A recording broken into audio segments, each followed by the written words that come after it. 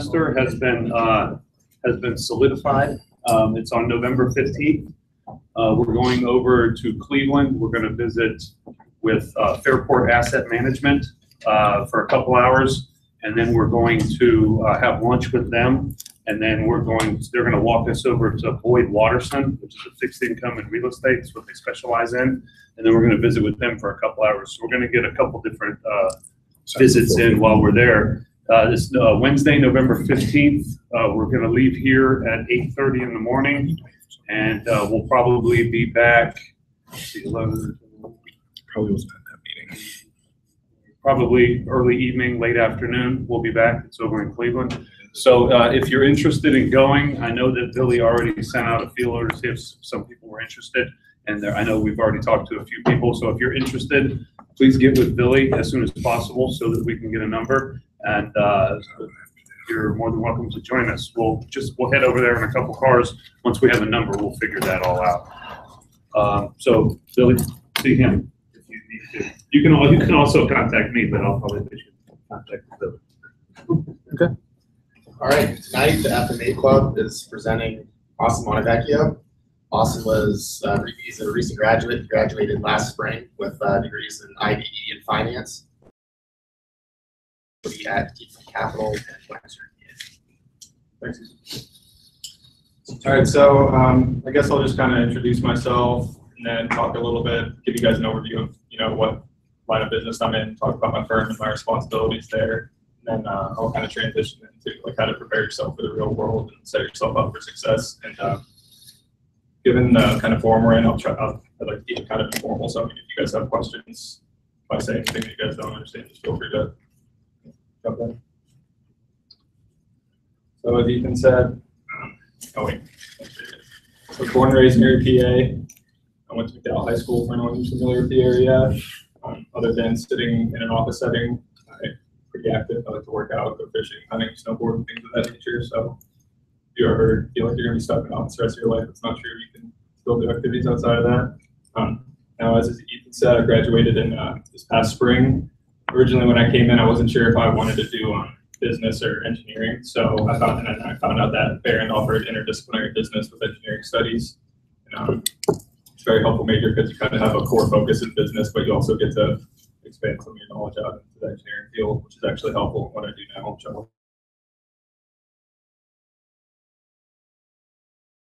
I'm not sure if you guys are familiar with me, but you could choose like a specific area of focus, whether it be accounting, finance, supply chain management, or something more engineering. But I had an interest in finance accounting, so I chose that. And then at some point in time, I went and spoke with Dr. Kovac, and I wanted to get more involved in everything. And one of the options he gave me was, well, you could leverage a dual major, get another major in finance, since I already had a lot of the core business classes taken. And so I picked up finance as well. Some of the key activities I was involved in here at Barron was I was the lead analyst at the energy sector of the student managed fund last year, and I was also a participant in the CFA IRC challenge with Jason here. We got to go to Seattle, so that was pretty cool. Unfortunately, we didn't make it past Seattle. So I got to work with Jason and come closer with him, and it was just good to put on your resume and build up your persona here at Barron. And then upon graduating, I was brought on TCOM Capital in June 2017 as an analyst, and it was originally for like a 6-month internship program. However, they decided to bring me on full time in October. This is the team I work with. Left to right, that's Joel, Dan, Smith, me, Megan, Sean, Steve, Jack, Mike, Tyson, Matt, and Matt. So as you can see, we're kind of a small team. However, we do push a lot of work through and invest quite a bit of money. So we stay pretty busy. Kind of the structure of it is the guy in the middle there, that's Steven Gergovitz. He's the CEO or the general partner of the fund. And then there's 2 other partners, 3 vice presidents, and then 2 associates and 2 analysts. So it's kind of just like a hierarchy. And actually, Steve got a hold of Dr. Kovac, and that's kind of how I got this job. It's through Dr. Kovac, so I'd like to thank him for that and all the help he's given me over the course of my college career. So TCOM Capital, we're a multi-strategy platform. We invest mezzanine debt as well as control equity. And as you can see, the arrow kind of represents the growth of the company. So as you can see, like I'm sure you've learned in your finance classes, like angel investors, venture capital, that's more of startup firms, project financing, things of that nature. We fall under where the company's kind of matured and demonstrated a proven business model and they have sustainable cash flows. And that's about where we're at. And then following that is family office, which is kind of just like a very wealthy family who wants to create a platform of companies for continuous wealth, like annuity. And we actually have a family office fund as well. So this is kind of the structure of how our funds are. So our general partner, our fund manager, that would be kind of like my CEO, Stephen Gergovitz. So he will go out and fundraise at the beginning of the fund life, and that's where the limited partners come in. So he goes and fundraises their money. These are just wealthy individuals. We have anywhere from like 60 to 80 in our fund, and that creates our private equity fund limited partnership. And from that, we invest in our portfolio companies. I'll give you a more detailed explanation of that shortly here. But the difference between us and a lot of other funds is we're an SBIC fund. So the Small Business Administration created the SBIC program back in the 50s, and it was just a way to kind of bolster job growth and create jobs and provide financing to these like lower middle market companies that they can't get financing if they were like a bigger company. And for every like dollar of private, or every dollar of a limited partner capital we raise, the SBA will loan us $2 for every dollar. So, for example, our fund one, I think we raised $8 million of limited partner capital, and then SBA provided us with like 150,000 of that. And so SBA we essentially take loans out from the SBA, and they're called debentures. As you can see, the rate on that is the market's pretty hot for that right now because as you can see we're trailing around about 3% interest rate, so that provides us a chance to give enhanced returns to our limited partners because we don't have to pay the SBA back as much. So this is kind of how our funds work. We have SBIC Fund 1 that's actually closed out, and we're winding it down right now. You can see how the structure works from the past couple slides. We have limited partners that invested. In the first one, we had 66. The second one, we have 82. So yeah, SBIC Fund 1, that's currently winding down. SBIC Fund 2, that just launched in April. And, we're currently investing out of that. And we also have a family office fund. I'm not going to get too involved into that. I'm going to kind of stick to the SBIC fund today. This is kind of the average life cycle of private equity fund. Ours is actually a little bit shorter than this, but so the fund creation, that lasts about 1 year. That's where you get obtaining approvals from the SBA, getting your licenses, and raising funds for your fund. And then ours on average is more of like 3 years, but anywhere from 3 to 5 to 6 years, that's where you're kind of drawing down on the fund and investing in your portfolio companies.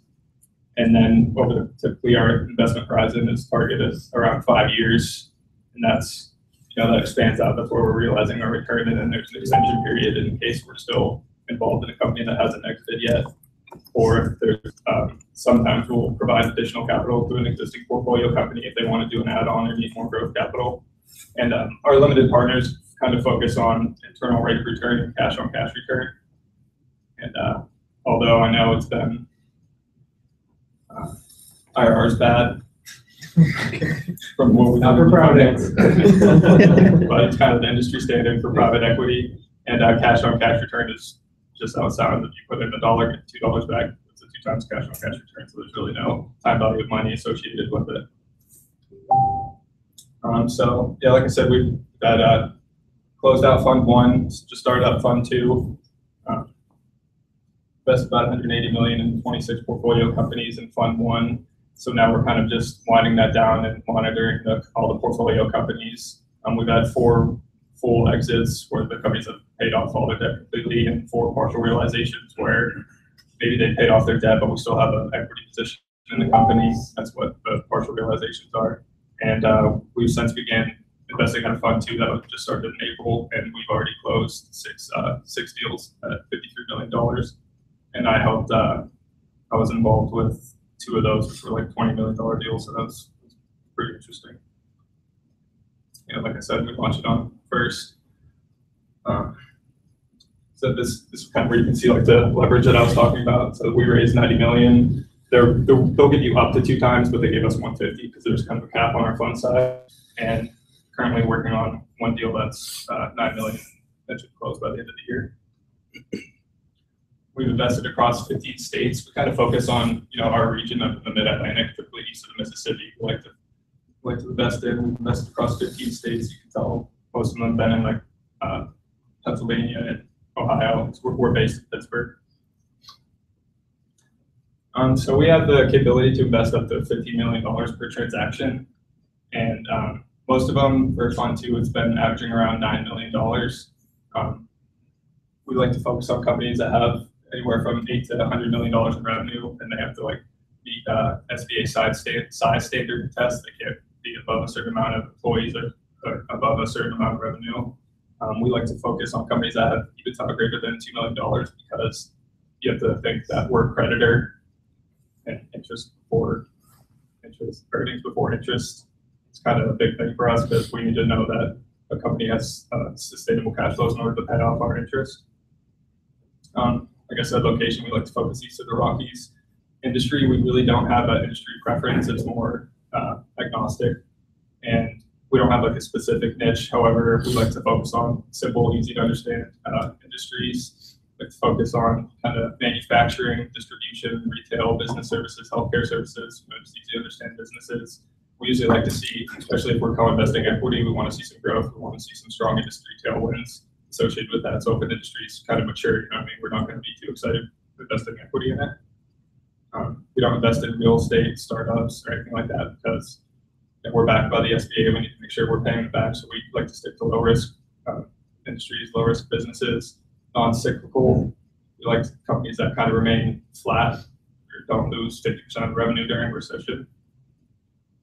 Like I said, we could reinvest mezzanine and private equity. Estate planning, that's when someone wants to retire, recapitalizations, management buyouts, growth. If they need to expand their sales force, need to buy new equipment and machines if they're at full capacity, and we provide capital for acquisitions as well. And like I said, like business characteristics, we like a firm that's been well established and has sustainable cash flows and a proven business model. We like to see companies that don't have like high concentration on a few customers, low vendor concentration. We just like to invest in really low risk companies overall. Like I said, we do invest equity co-investment, and that's about 20 out of all the checks we've written. About 20% are equity co-investments, and 80% is mezzanine debt. And so I'm sure a few of you are not too familiar with mezzanine debt. So it kind of occupies like a middle position in the capital structure. It's subordinated to senior term debt, and it's above equity in the capital structure. Because the thing is, a lot of traditional senior lenders aren't willing to provide the full amount of capital needed for any of these transactions because they're more conservative and they need hard assets as collateral. And a lot of these smaller middle market businesses don't have enough of that to collateralize. So we charge about anywhere from 12 to 14% current interest, and that's what they pay every month. And we also sometimes attach PIK interest to it, and that's actually pretty cool because it's not current. It just tacks on to the principal. So if I have $1 million and there's a 2% PIK on it, they don't have to pay that 2% every month. It just PIKs on top of that. So $1,020,000. Then next month, 2% will pick on top of that, and it'll just keep accruing. So it's a way to kind of grow while allowing the company to still have the cash flow. And then with our equity co-investments, typically, like I said, no more than 20% of our check size. We target a little bit higher return for that, 16 to 24% IRR. And our mezzanine debt, like I said, it's on current interest payments only, and then it's just a balloon at maturity, so you'll have to just pay the entire principal off at maturity. And for this kind of ties into our equity co-investments. So when we invest mezzanine debt, we really don't care if the company grows or not, because all we care about is they're keeping their cash flows and paying off our interest, and they're able to pay off the principal at maturity. But if we have an equity position in the company, so because a lot of times we'll attach like a 10% warrant to our mezzanine debt, which gives us 10% ownership stake in the company.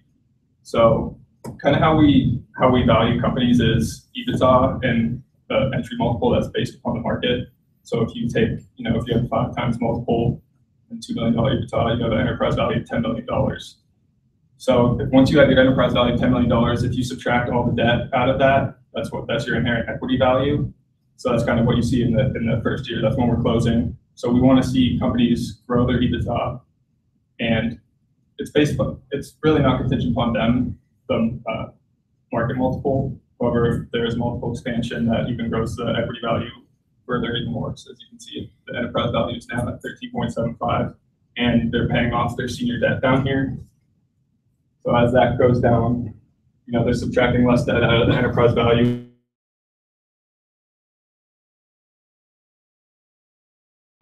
And experiencing multiple expansion. However, with our debt, if the company stays flat for the entire period of our investment, we're pretty fine with that, so long as it passes certain covenants. Kind of touched on this already. So growth capital, if they're kind of running at full capacity, there's some strong industry tailwinds, and they need money to fund like new marketing initiatives, buy new equipment, acquisition capital. That's when they don't think that they can grow organically, and they need to tack on add-on companies. Buyout capital, that's leverage buyouts, management buyouts, and then recapitalization. That's typically when a business owner wants to monetize some of their ownership. And like I said, I think about 70% of the investments we do are either management buyouts or leverage buyouts, and we like those because typically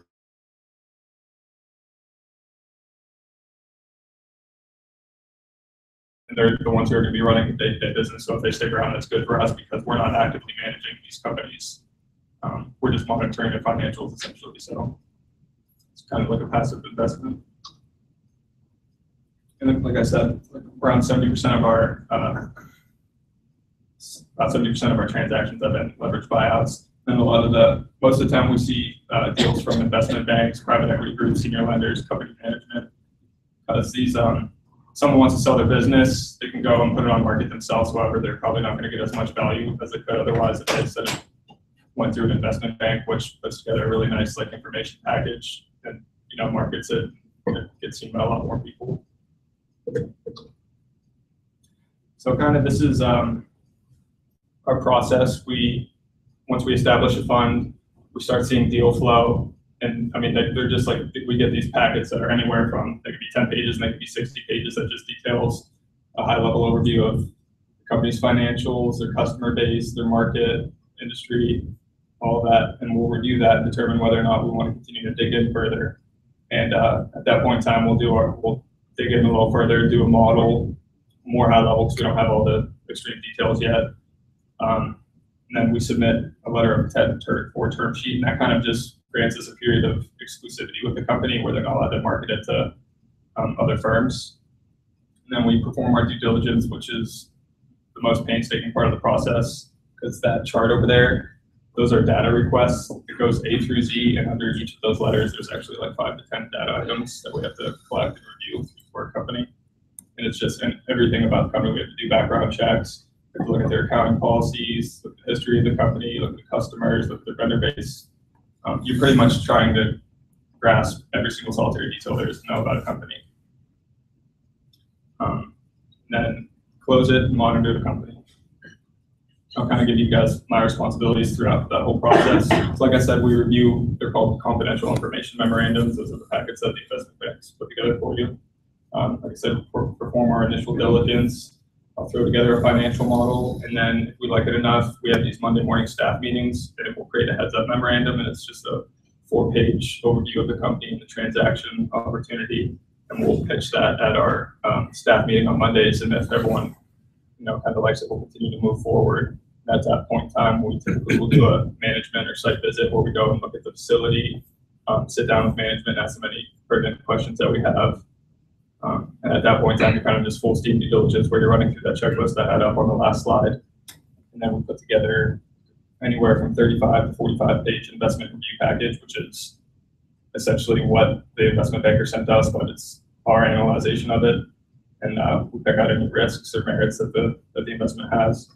Then we take this to an IC meeting, investment committee meeting, where there's 3 people that have a vote. We kind of pitch it to them, and they end up voting to either close the deal or not. And then there's a closing checklist, which is a lot of legal documents we have to take care of, and monitoring the company and stuff like that. So that's kind of like for Fund 1 or Fund 2. That we're like actively investing out of the deal process. For Fund 2, it's more, or Fund 1 is more like the portfolio monitoring. So we receive like monthly financials from each one of our portfolio companies, and we have to input it, monitor the performance and give them quarterly valuations and check covenant compliances, whether it be fixed charge coverage, minimum EBITDA, total leverage, because we don't like to see these companies over levered, because then that kind of creates a burden on their fixed charge. In CRM and marketing, I do a lot of inputs on our CRM system, which is actually pivotal to our business, because if we don't market, we're not going to see deal flow. If we don't network with people and talk to limited partners, we're not going to get people to invest in our fund. So I'm constantly logging deals, logging interactions, and then like every once in a while we'll do like a review of how everyone's been doing with contacting their assigned contacts. And we generate weekly pipeline reports just to see, it just shows where all the deals are in the various stages. It could be like initial review, management visit, or final due diligence. So we kind of just go through our pipeline every Monday. Does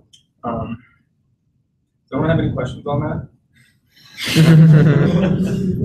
I'm sorry, I tried to explain as best as I could. What's the initial screening process like? I mean, how do you guys locate companies to invest in? Or do they ever come to you guys? That's where the marketing comes in, like CRM and marketing. Okay. And how would you find a new business to invest in? We have contacts with investment banks, things of that nature. So the investment banks know that we're a private equity fund that's doing deals of this nature, and they'll send it to us. That's why we have to continuously market to these companies and keep in contact with them. So if not, they might forget. We won't be on the radar, and they won't be sending us any deal flow.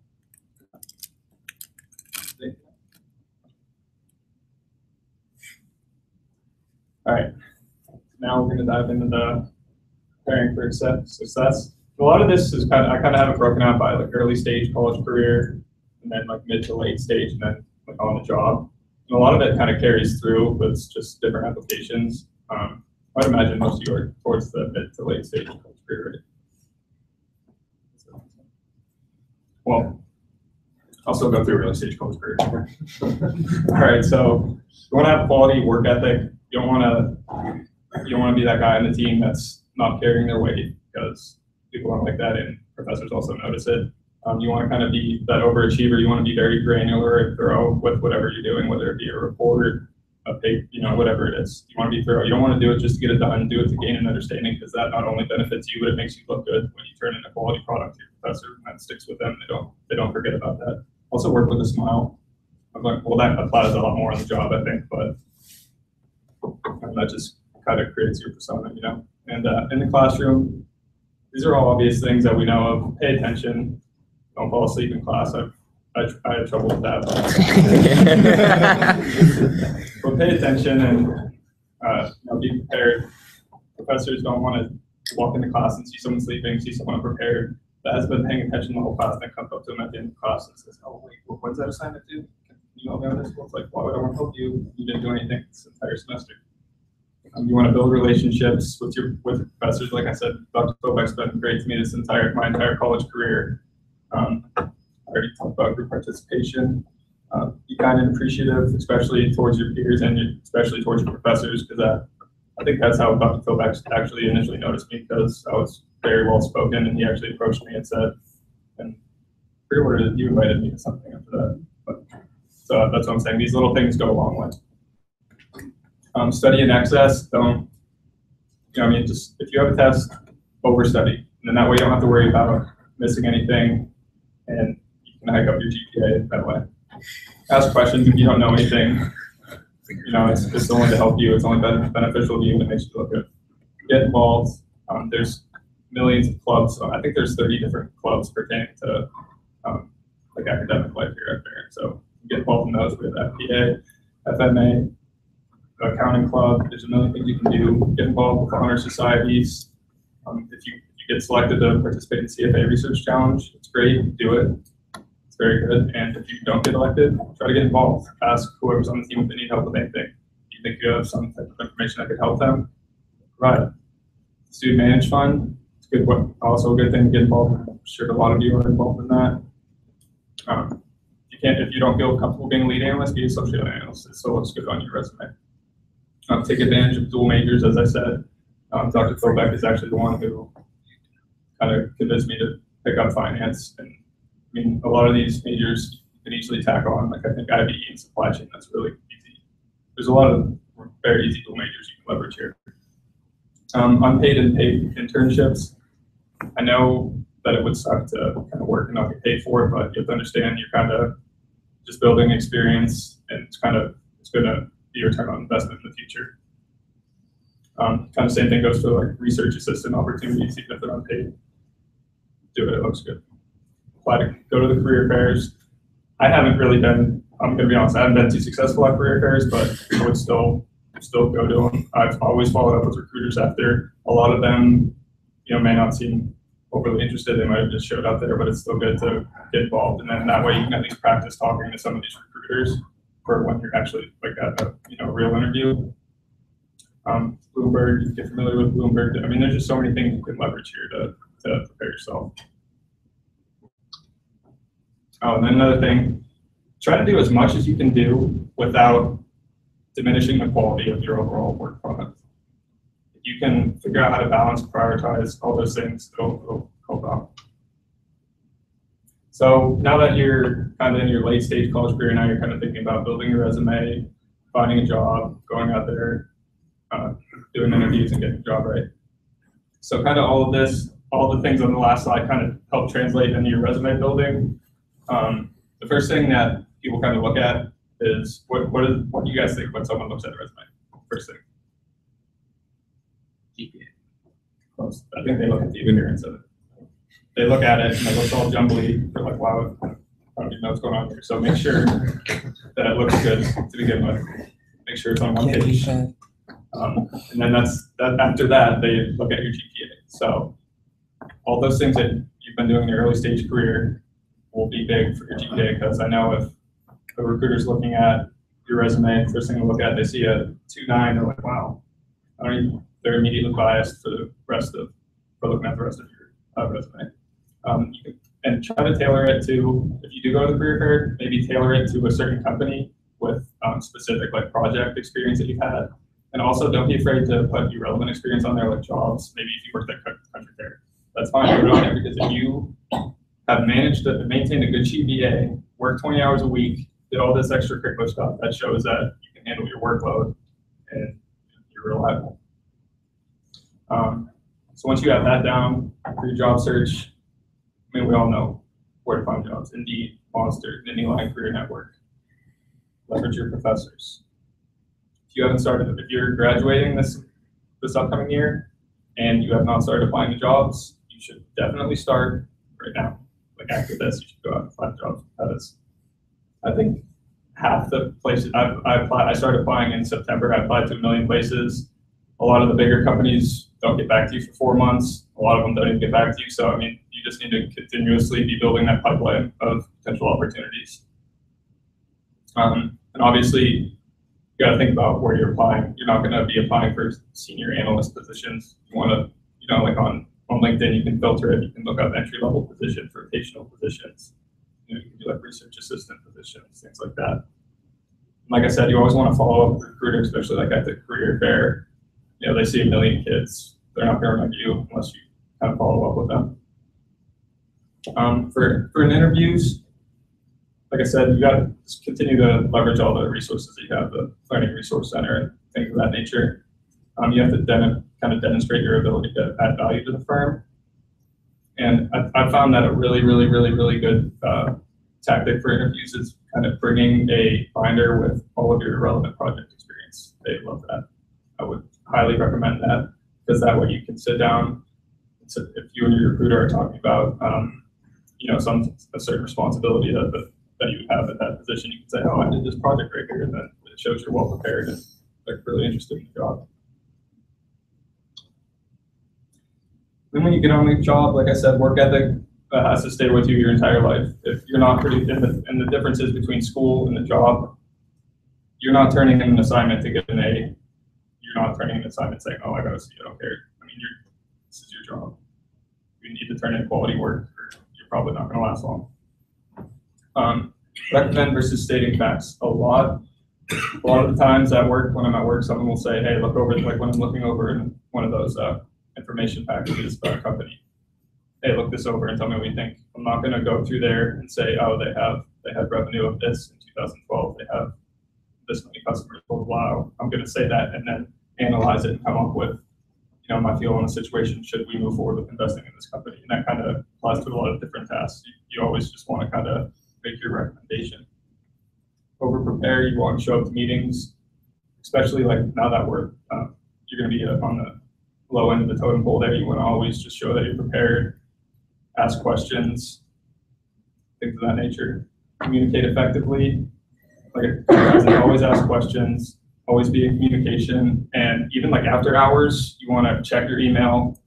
You don't want to, because a lot of the times, I'll have thorough conversations going on still like 8 o'clock at night via email. And what does that say about, this guy over here who replies in 1 hour to an email, and then I don't reply for 24 hours. So it's just, you always need to be really attentive and responsive to those things. Like I said, you kind of got to demonstrate reliability and credibility, show up on time. So obvious things, etiquette, dress professionally, talk professionally. Don't be afraid to introduce new methods and ideas. I actually did this with some of Dr. Parente's industry stuff that I learned from our senior project for IDE. I brought up some of the tools we used in Fortress 5 force analysis, because we do like pretty heavy industry research on these companies we invest in. And it just helps you add value to the company, especially if you can take a process and make it more efficient, more effective. And that just, it'll go a long way. Organization is probably one of the most pivotal things once you actually get a job. Like right now, I remember I could think in my head, oh, for this class, I don't have anything. For that class, I have this homework due tomorrow. And that's it. You just breeze through your classes real quick in your head. That's it. At work, it's a little different. You have meetings going on all day. You have phone calls to attend to all day. You have different tasks to do. And on top of it, a lot of you are probably going to have responsibilities that previously your parents probably took care of. So you're going to have to start paying attention to your bills, start budgeting yourself. You're going to be overwhelmed if you don't keep well organized. For example, me, I have my email tied to my phone, and it automatically populates my calendar on my phone, so I can easily check it. It's very helpful. Anytime you hear, because a lot of times I'll be working too, and I'll be in the zone, and someone will come over with someone will become, yeah, you guys know how I am. I'll be in the zone, and someone will come up to me with a one-off task, and it'll breeze right by me unless I immediately write it down. So just want to just make sure you're on top of things, and don't be afraid to kind of supplement your learning. For example, right now, I entered this industry knowing very, very little about private equity, so I've been reading an investment banker's book to just kind of supplement my learning and climb the learning curve a little quicker. So don't be afraid to do that. There's a lot of programs here. CFA, I'm pretty sure you two are taking that. All of these things can help. So pretty much, you guys, a lot of you guys know what you need to do. You just need to work hard, be thorough, get your job done, make yourself look good, build up your resume. I'd say that's probably one of the most critical aspects, is building your resume. So it's just up to you to kind of go through with it. Want to have any questions?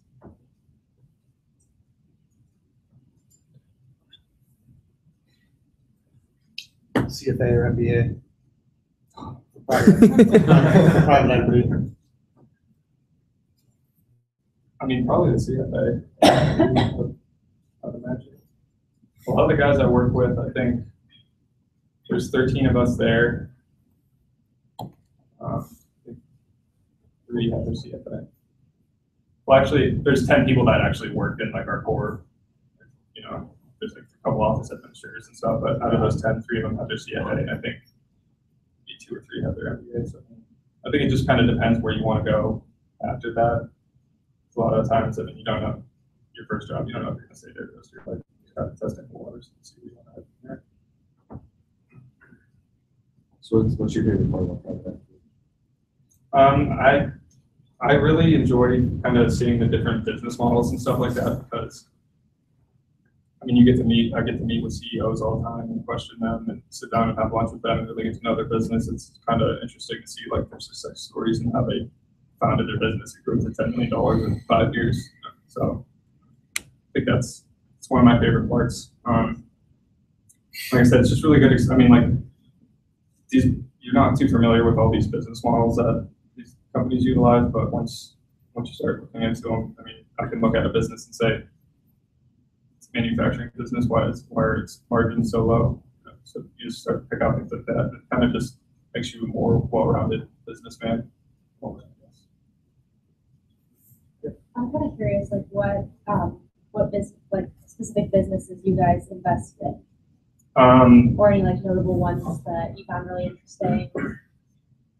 We actually just recently worked on this deal, and it was actually a trucking company. You guys know those big like containers that come into port. We invested in one of those, and the Panama Canal actually, like they recently expanded it. Prior to that, all the imports and exports were coming through and going out of the West Coast ports, but now companies from Asia can go through the Panama Canal more efficiently. And the trucking company we invested in kind of operates down in the southeastern region of the United States. So they're going to start seeing a large influx of container volumes there. And I mean, the business is going to pick up inevitably. So I think that's that's really niche industries. I mean, it's called intermodal drayage trucking. That's what it's called. I mean, you never heard of it before. It's always something really, really niche that we're getting involved in. So. What was the most difficult aspect of your job to get into? Actually, probably the modeling, because the models they use are extremely, extremely, extremely extensive. I mean, we have like our model, there's like an input page, and it's 1,000 lines that you have to input stuff. I mean, I'm not literally 1,000 lines of input, but it's long. And at first it was difficult because I was still learning all the nuances of an SBIC fund. So there's certain inputs I wasn't sure of. And that was probably the most difficult, and it's still probably one of the most difficult things. It's just, I mean, there's so much to learn here. I've been here 4 months now, and I think I'm probably 10% of the learning curve, maybe.